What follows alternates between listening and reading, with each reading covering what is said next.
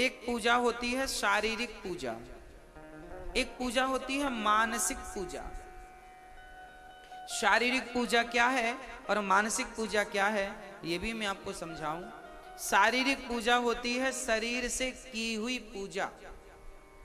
जैसे आप लोग सुबह उठते हैं, स्नान करते हैं, फिर भगवान जी के कमरे में जाते हैं, मंदिर जाते हैं अपने घर में, और लड्डू गोपाल जी को स्नान कराया, तो कपड़े पहनाए, तो मुकुट पहनाए, तो बाल पहनाए, तो श्रृंगार किया, तो दूध खिलाए, दूध पिलाया, तो मिश्री खिलाई, फिर आरती उतारी। ये पूजा कहाँ से हो रही है?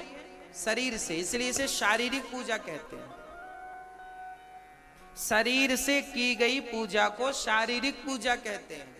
एक पूजा और होती है जिसे हम मानसिक पूजा कहते हैं। मानसिक पूजा, मन से की गई पूजा को मानसिक पूजा कहते हैं। अब मैं आपको एक चीज और बता दूं, शारीरिक पूजा में यदि मानसिक पूजा ना जुड़े तो शारीरिक पूजा का कोई अर्थ नहीं। इसलिए हमें शारीरिक पूजा कम, मानसिक पूजा ज्यादा करनी चाहिए। आपके घर में आज मैं दोनों पूजाएं करके बताता हूं आपको, आइए हमारे संग करते हैं। शारीरिक पूजा पहले करते हैं। शारीरिक पूजा रोज करनी चाहिए, जरूरी है। भाई बच्चे को जब स्कूल जाता है ना, तो मास्टर जी उसका हाथ पकड़ के ब्लैक बोर्ड में काखा गाघा ABCD लिखवाते हैं। हाथ ना पकड़ के लिखवाएं तो वो लाइन सही खींचती नहीं है ना उससे। एक बार बताते हैं, हाथ पकड़ के यूं करो, यूं ये A, फिर यूं करके यूं कर दो ये B। हाँ, तो शारीरिक पूजा पहले जरूरी है। शारीरिक पूजा जब कर लोगे तो फिर वो माइंड में सेट हो जाएगी, फिर वैसे ही मानसिक पूजा कर लेना। तो पहले मैं शारीरिक पूजा बताऊं। शारीरिक पूजा, आप सबके घर में लड्डू गोपाल जी हैं या नहीं? आपके घर लड्डू गोपाल जी नहीं है? अरे राम राम राम राम। भारत की हो कि पाकिस्तानी हो?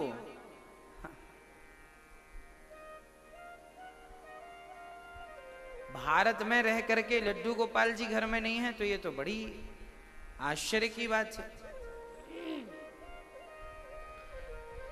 हम सबके घर में लड्डू गोपाल जी होना चाहिए, तुलसी होना चाहिए। जिस घर में तुलसी ना हो, जिस घर में लड्डू गोपाल जी ना हो, वो घर शमशान कहा जाता है। हमारे वैष्णव में कहते हैं कि वो घर घर नहीं है, वो घर शमशान है जिस घर में तुलसी ना हो। हाँ, और जिस घर में लड्डू गोपाल जी ना हो। लड्डू गोपाल जी घर में होना अति आवश्यक है, तुलसी होना अति आवश्यक है। घर के द्वार पर क्या होना जरूरी है? घर के द्वार पर स्वास्तिक होना जरूरी है, शुभ लाभ लिखा होना जरूरी है। श्री गणेशाय नमः। घर के मुख्य दरवाजे के ऊपर गणेश जी का चित्र होना चाहिए। आपके द्वार पर जहां हम लोग शुभ लाभ लिखते हैं ना दरवाजे की इस तरफ, वहां शंख और चक्र भी होना चाहिए। शंख का निशान आता है बना हुआ, खरीद सकते हैं, सस्ता आता है। शंख का निशान होना चाहिए, चक्र का निशान होना चाहिए, चक्र। हाँ, जिस घर में सुदर्शन चक्र जानते हैं ना भगवान का, वो सुदर्शन चक्र आपके घर में अंकित होना चाहिए, कहीं पर द्वार पर, मेन फ्रंट द्वार पर, ताकि कोई आए तो आपको चक्र का दर्शन हो। जब आपके द्वार पर चक्र होगा तो वो भगवान का सुदर्शन चक्र बन करके और आपके घर में कोई बुराइयों को प्रवेश नहीं करने देगा।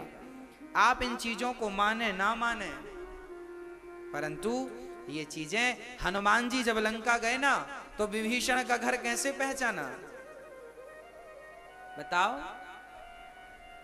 हनुमान जी लंका गए, मंदिर मंदिर प्रति कर शोधा, देखे जहां तहां अगणित जोधा, गयऊं दसानन मंदिर माही, अति विचित्र कहीं जात सुनाही, शयन किए दे खा कपिते ही, मंदिर महुना देख वैदे, भवन एक पुनी दीख सुहावा, हरि मंदिर तहाँ भिन्न बनावा।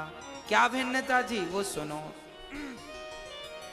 रामायुध अंकित ग्रह, सुंदरकांड की चौपाई और दोहे पर ध्यान देना। ये हम हिंदुओं की पहचान है। लंका में भी यदि एक हिंदू है सच्चा तो वो लंका में भी ऐसी व्यवस्थाएं करता है। रामायुध अंकित ग्रह, शोभा वर्णि न जाय, नव तुलसी का वृंद तहाँ देखे हरस कपिराय। रामायुध, रामायुध राम के आयुध, मतलब विभीषण की कुटिया में एक तरफ धनुष बना था, दूसरी तरफ बाण बने थे। रामायुध, राम के आयुध क्या है? धनुष और बाण। तो दरवाजे के एक तरफ धनुष बना था और एक तरफ, रामानंदाचार्य परंपरा में आज भी धनुष और बाण दरवाजे के इस तरफ बनाया जाता है। और हमारी श्री रामानुजाचार्य परंपरा में शंख और चक्र बनाया जाता है। ये परंपराएं अपनी अपनी हैं। हाँ, सारी परंपराएं भगवान की तरफ ले जाती हैं।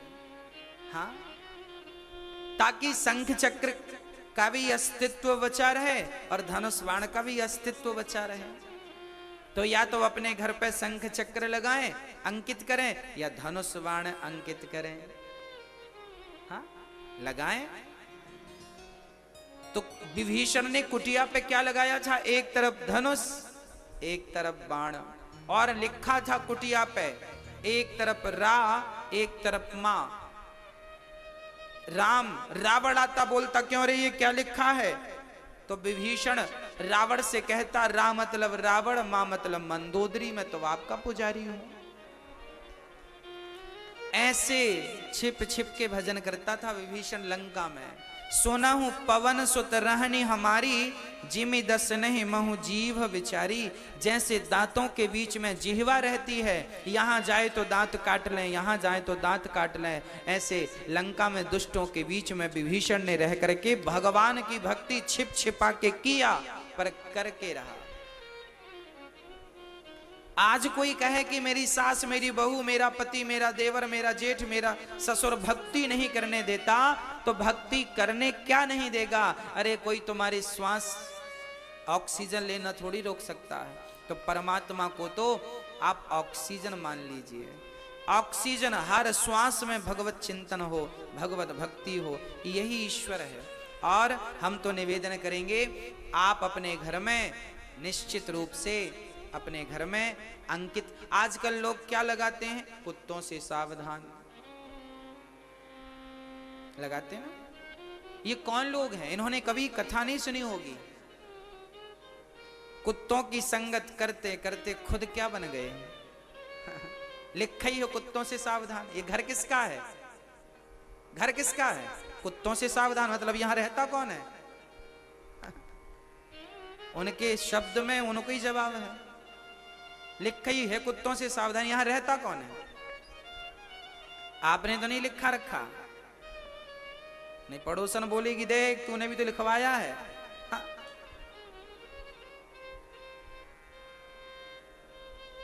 तो आप ये गलतियां ना करना, अपने घर में भगवान का नाम लिखवाना। श्री राम जय राम जय जय राम ये लिखवाना। श्रीमन नारायण, हमारे नारद जी क्या गाते हैं? श्रीमन नारायण नारायण नारायण, या लिखवाओ तो श्रीमन नारायण नारायण नारायण। श्रीमन एक बार, श्रीमन, श्री मतलब लक्ष्मी, लक्ष्मी सहित श्रीमन, श्रीमन नारायण नारायण नारायण। ये 3 बार नारायण, 1 बार श्रीमन बोल के ये एक मंत्र हो गया। एक मंत्र पूरा क्या हुआ? श्रीमन नारायण नारायण नारायण, ये एक पूरा सेंटेंस पूरा हो गया। अब गाते हैं ना हम लोग, श्री राम जय जय राम, ये एक सेंटेंस ये पूरा हो गया। तो या लिखवाओ श्री राम जय जय राम, ये लिखवाओ अपने घर। या तो लिखवाओ श्री कृष्ण गोविंद हरे मुरारी, हे नाथ नारायण वासुदेव। श्री कृष्ण गोविंद हरे मुरारी, हे नाथ नारायण वासुदेव। या तो आप श्री कृष्ण गोविंद अपने घर पे लिखाओ, या श्री राम जय जय राम लिखाओ, या श्रीमन नारायण नारायण लिखाओ। तीनों का अर्थ